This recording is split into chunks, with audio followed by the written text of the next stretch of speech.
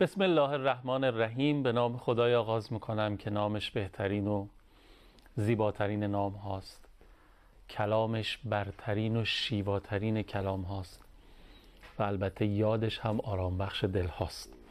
سلام و درود میفرستم بر حبیبش و سفیرش که رسول گل هاست، که رحمت به جان هاست، که محمد مصطفی است. اللهم صل علی محمد و آل محمد و عجل فرجهم. سلام علیکم خانم ها، آقایان محترم، مسلمانان معزز، هم نفس دوست داشتنی یاد خدا، علاقمندان به قرآن و اهل بیت، شیفتگان نسبت به ساحت آل الله علیهم صلوات الله، ساحت قدسی قرآن کریم. الهی که خوب باشین، سلامت و تندرست باشین. خدا من و شما رو مسلمان درست درمون و پیرو ششدانگ نبی مکرم اسلام و اهل بیت و قرآن کریم قرار بده انشاءالله. ما داریم درباره ضرورت انس با قرآن کریم توی این شب‌ها و روزها میشنویم و یاد میگیریم از حجت الاسلام و المسلمین آقای جلانیان عزیز و نازنین که این نوبت از برنامه هم قدم به چشم من گذاشتن. آقا سلام، خیر مقدم، خوش سلام علیکم و رحمت الله. بسم الله الرحمن الرحیم. عرض سلام و درود خدمت حضرت عالی، بینندگان محترم و دوستان عزیز در خدمتون هستیم. مخلص شماییم، ما در خدمت شماییم. سلام. خب اگر اجازه بدین یه خلاصه 1 دقیقه‌ای رو آقای حسین زاده عزیز آماده کردن مثل همیشه بشنویم از برنامه گذشته، بعد برمیگردیم و گفتگومون رو می‌کنیم. به نظر شما و بینندگان عزیز بفرمایید. بله، همونطور که ملاحظه فرمودید عمدتاً درباره توصیه‌های اهل بیت سلام الله علیهم اجمعین نسبت به قرآن کریم و تأکیداتی که داشتن برای خارج شدن قرآن کریم از محجوریت برنامه گذشته ما به اتمام رسید و در این باره شنیدیم از آقای جلانیان عزیز. من خیلی دلم میخواد بیشتر از امیرالمومنین بشنویم، بیشتر از نهج البلاغه. اخو القرآن کریم دیگه، نهج البلاغه از کلام حضرت مولا قرآن ناطق درباره قرآن خیلی لذت بخش. اگر صلاح میدونید باز ادامه بدیم. بله، عرض کنم که ما از خطبه در واقع 176 از امیرالمومنین نکاتی رو عرض کردیم.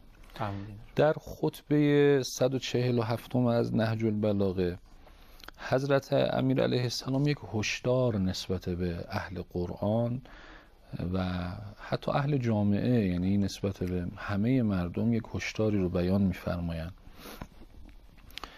آقا می‌فرمایند که انه سیأتی علیکم، در واقع من بعدی زمانون، فرمودن که بعد از من یک زمانی خواهد آمد لیس فیه شیء اخفی من الحق، یعنی حق خلاصه خیلی در معرض مخفی بودن قرار میگیره. انقدر امور بر مردم مشتبه میشود و انقدر گاهی اوقات حق و باطل با هم قاطی و مخلوط میشه که مردم شاید نتونن خیلی در واقع راحت حق رو تشخیص بدن.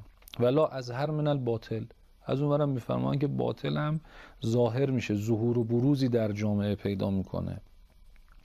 ولا اکثر من الکذب علی الله و رسوله، و دروغ بر خدا و پیامبر هم نسبت دروغ هم زیاد میشه در جامعه. این یه هشدار. آقا میفرمان بعد از من یه اتفاق میفته.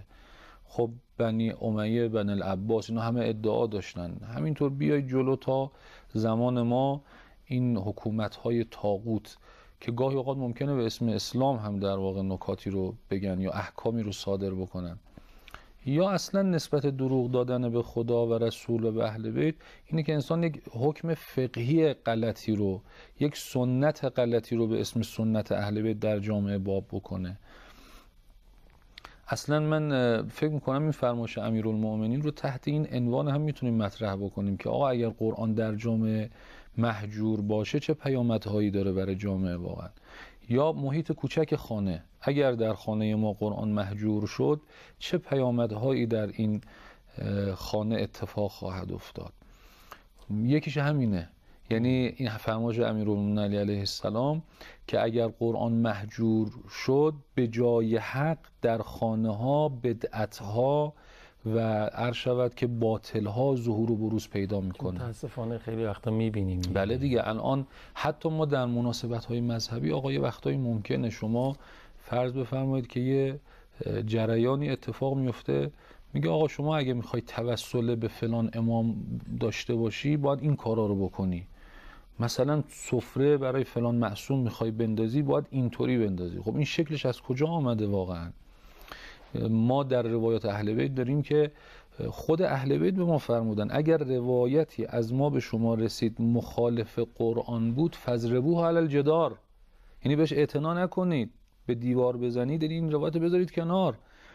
مگه میشه یه روایتی از اهل بیت برسه که مثلا با قرآن مقابله بکنه یا مقابل قرآن باشه؟ بله یه وقت یه کسی از تخصصی در فهم روایات نداره یا برداشت غلط میکنه، حدیث و روایتی رو فکر میکنه این روایت مثلا با قرآن نمیخوانه. اینم داخل پرانتز عرض بکنم خیلی وقتا ما میبینیم یه فردی یه حدیثی رو متوجه نمیشه، الان درک بلا فاصله میگه آقا اینا مثلا العیاذ بالله دروغه. خب این کار عبثیه، کار باطلیه. فهم حدیث خودش هنره، یه دوره داره، همونطور که فهم قرآن یه هنره، قرآنی که آیات محکمات و متشابهات داره. حالا حضرت امیر علیه السلام میفرمان در خانه، در جامعه، در محیط کار، هر فضایی، مدرسه، ببینید الان مدارس سطح کار قرآنیشون چقدره. ببینید یه وقت هست یه شخصی معلم دینیه، معلم قرآنه، میاد اونجا دینی یاد میده، قرآن یاد میده. یه وقت هست یه مدیر مدرسه دغدغه کار قرآنی داره، یا معلم پرورشی دغدغه کار قرآنی داره، یا یه طلبه ای، دانشجویی، طلبه عرض میکنم یعنی کسی که تو فضای دروس دینی هست یا دانشجویی که مشغول درس خوندن هست، منتها دغدغه داره، میره توی این مدرسه میگه آقا من میخوام اینجا کار قرآنی بکنم.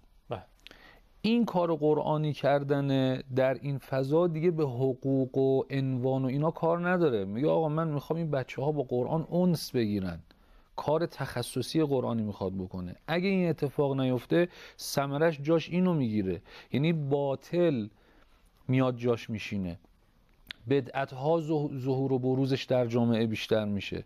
بعد آقا میفرماد حضرت امیر این هشدار خیلی مهمه، میفرماد ولیس عند اهل ذالک الزمان سلعة ابور من الکتاب. آقا میفرماد که هیچ کالایی در این زمانی که باطل آمده، بدعت ها آمده جای حق که قرآنه، که اهل بیتن، این باطل و بدعت جای قرآن نشسته، دیگه هیچ کالایی کسادتر از قرآن نیست.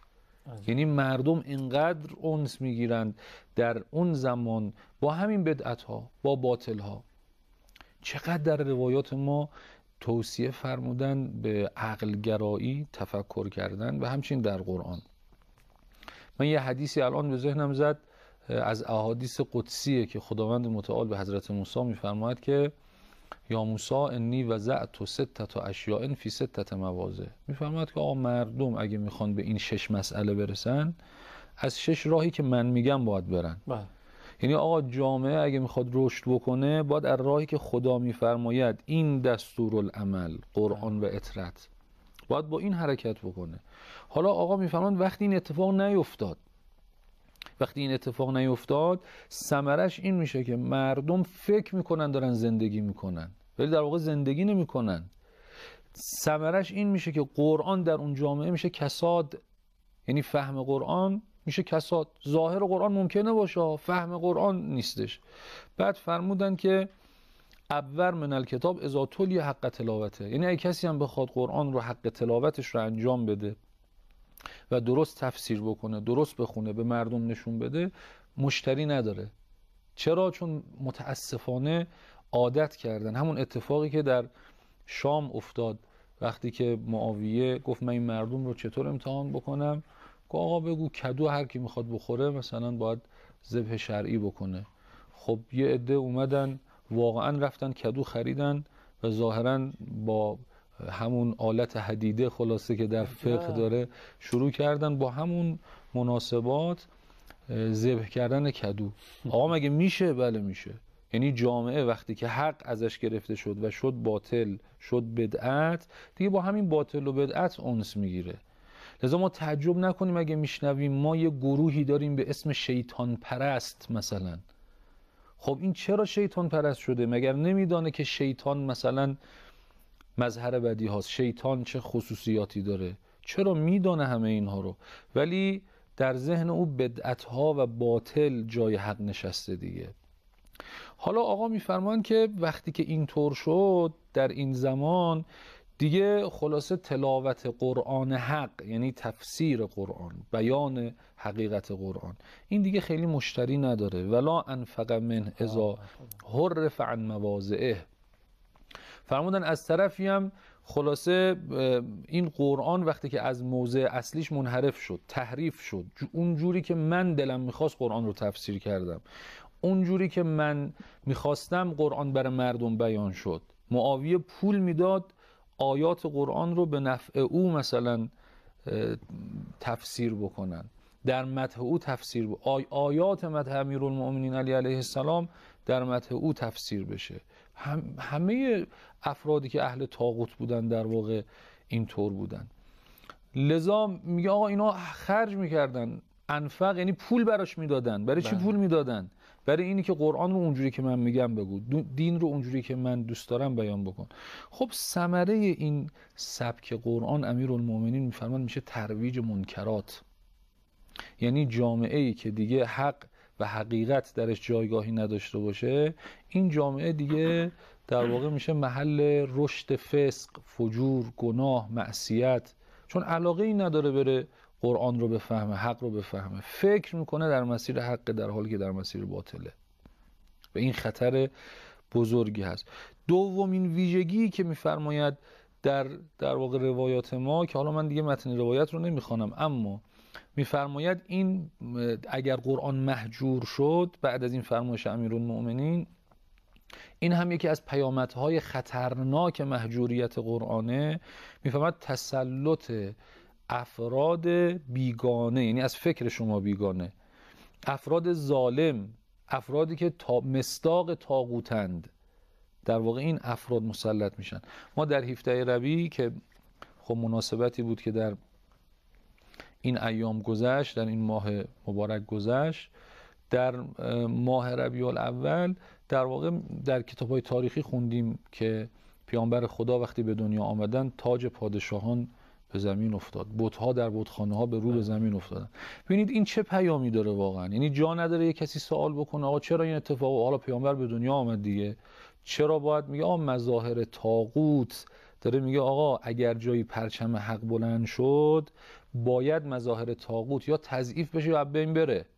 اگه قرآن کتاب حق و حقیقت است که هست، اگر باشد که نمیشه مظاهر باطل، فساد اینها در کنارش رشد بکنه. این نور میاد قاعدتا ظلمت طبیعتا بساطش بله. چیده بشه. لذا بعد از شهادت امام حسین علیه السلام یه عده گفتن آقا بریم ببینیم این خلیفه ای که امام حسین رو کشت، بریم ببینیم این یزید چرا این کارو کرد. ما که میگیم این جانشین پیامبره، از طرفی هم امام حسین صاحب این جایگاه، سید شباب اهل الجنه، پیامبر خدا با عظمت یاد کردن، فرمودن قاتل او شقی. پا شدن آمدن شام، وقتی رسیدن دیدن به کسی که خودش رو جانشین پیامبر میدانه، قرآن این طرف رو تاقچه هست ولی سگ بازی میکنه، میمون بازی میکنه، شرب خمر علنی میکنه، زنا میکنه و هیچ ابایی نداره از اینه که این گناهانی که انجام میده جلو چشم مردم باشه. اینا که با هم قابل جمع نیست. این ظاهر قرآن اینجاه، این لفظه، این قوله. وقتی این جدا شد از روح قرآن، خب شما با شراب خوردنش هم مشکلی نداری. یعنی شراب هم می نوشد و می خورد، قرآن هم دست می گیرد، چون از روح قرآن جدا شده دیگه. همونطوری که در ولادت پیامبر گفتیم آقا این مظاهر طاغوت به زمین افتاد تا ما بفهمیم که آقا هر کجا پرچم حق بلند شد دیگه جایی برای طاغوت نیست و طاغوت باید تضعیف بشه و بین بره. قرآن هم همینه. میفرماید اگر قرآن بنا شد در جامعه رواج پیدا بکنه که انشاءالله این اتفاق میفته به برکت خون شهدا. اصلا آقا ما این همه شهید دادیم، این همه جوان پرپر شدن در این مسیر قرآن برای اینی که قرآن در جامعه جاری و ساری بشه دیگه.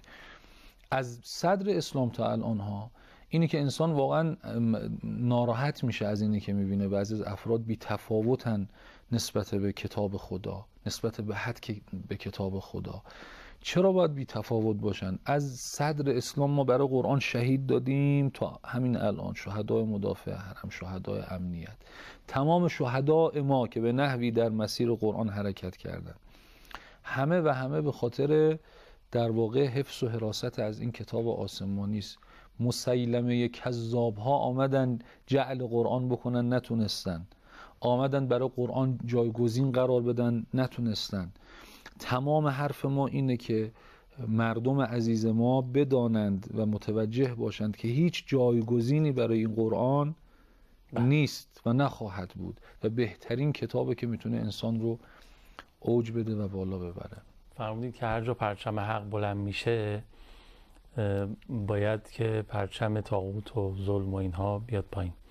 علت این همه دشمنی با ما بعد از انقلاب اسلامی ایران همینه دیگه، چون پرچمی که سر دست گرفتیم پرچم قرآن و اسلام و حق و خدا بوده و خب طبیعیه که اونها هم دارن مقاومت میکنن که پرچمشون پایین نیاد. ولی به برکت خون شهدا که شما به شایستگی یاد کردید اتفاق نخواهد افتاد و یریدون لیطفئوا نور الله بافواههم والله متم نوره ولو کره الکافرون.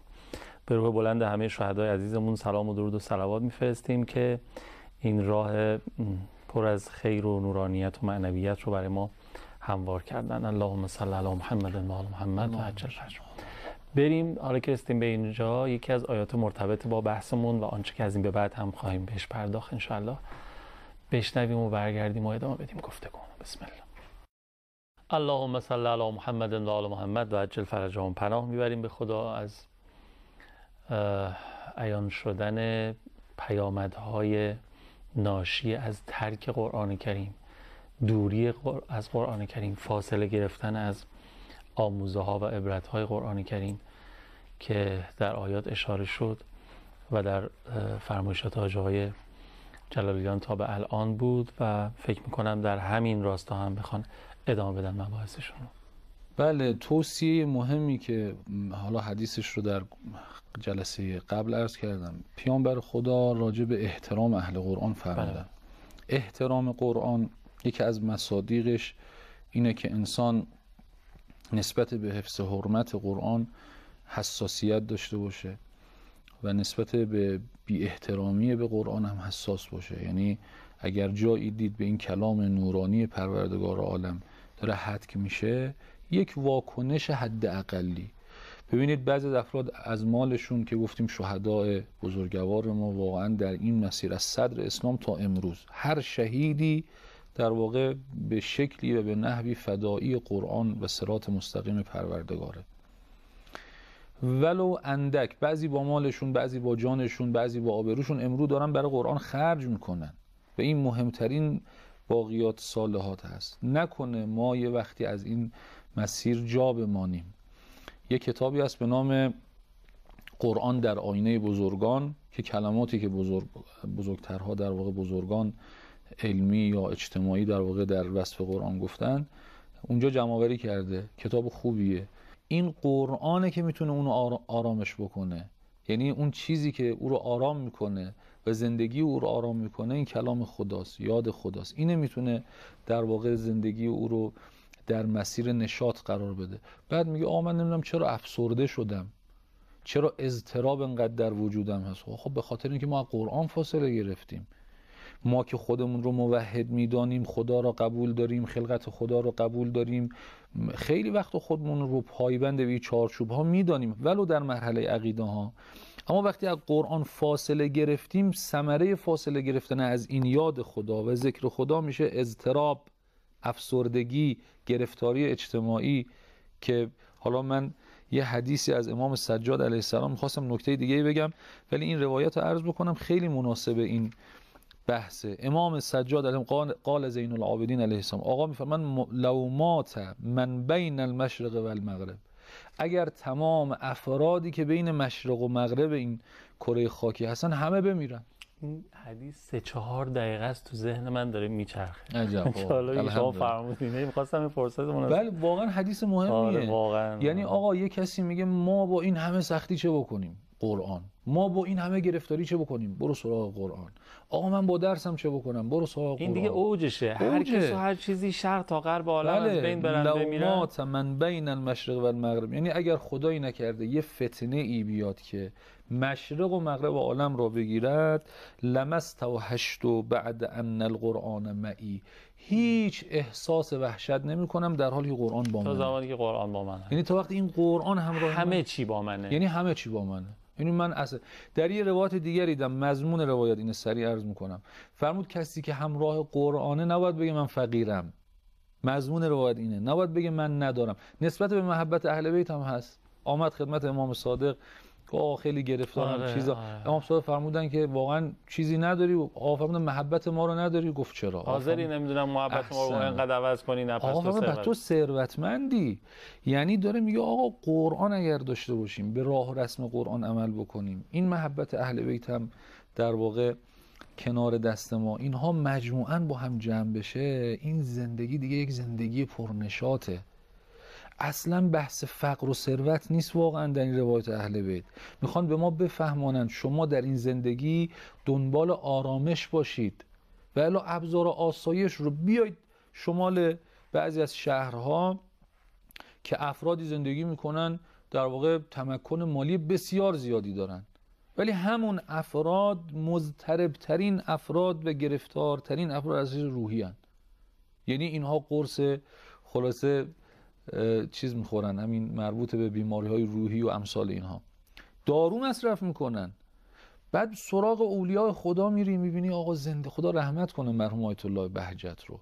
من دهه 70 اوایل طلبگی، مثلا 76 77 بود، قبل از طلبگی من شاید 74 یه وقتایی می اومدم نماز آی بهجت که وقتی مشهد تشریف می آوردن، تابستان و مشهد بودیم، نماز آی بهجت رو یکی دو بار مکبری کردم و نگاه می‌کردم مرحوم آیت الله بهجت رو. بعد یکی دو بار اومدیم قم منزل آی بهجت، من موقع رفتم خانه آی بهجت رو نگاه می‌کردم، یادشونه در گذشته هنوز سقف خانه آی بهجت این چوب‌هایی که خانه‌های مثل خانه‌های روسیه، اینقدر ساده زیست بود این مرد و در اوج سادگی در واقع زندگی می‌کرد. هیچ دغدغه مثلا دنیا، مصائب دنیا، گرفتاری‌های دنیا. این چطور حاصل میشه؟ با این کتاب امام سجاد میفهم، با قرآن. میفهمن این قرآن با من باشه دیگه من هیچ احساس وحشتی ندارم، احساس گرفتاری ندارم. خدا کمک بکنه انشاءالله انس ما با قرآن یک انس واقعی و حقیقی باشه. اینایی که فرمودین داشتم فکر کردم در عمدتاً در جنبه فردیش بود. حالا هر فرد، یک خانواده، یک شهر، یک کشور، یک جامعه قرآنی بشود، میشه مدینه فاضله. چه شود؟ بله واقعا و در واقع آره میشه مدینه فاضله. اون چیزی که خب دشمنان قرآن و اسلام اون یه جور دیگه تعریف میکنه دیگه، مدینه فاضله رو در واقع به شکل دیگری برای ما تعریف کرده با ابزار دنیایی. آره. خیلی ممنونم حاجی جلالیان، خیلی استفاده کردیم و حظ بردیم، دست شما در نکنه. من یاد یه ماجرایی افتادم، اینو بگم با شما خداحافظی بکنم. با اجازه حاجی جلالیان عزیز، یه روزی 10 سال پیش نخست وزیر وقت و متعصب انگلستان میره مجلس عوام و بین نمایندگان قرآن رو سر دست میگیره، میاره بالا، میگه که آقایون نماینده، تا زمانی که این قرآن هست سیادت ما بر ممالک اسلامی محاله و ما باید قرآن رو از مسلمان ها بگیریم. و همین شد که شده تا الان.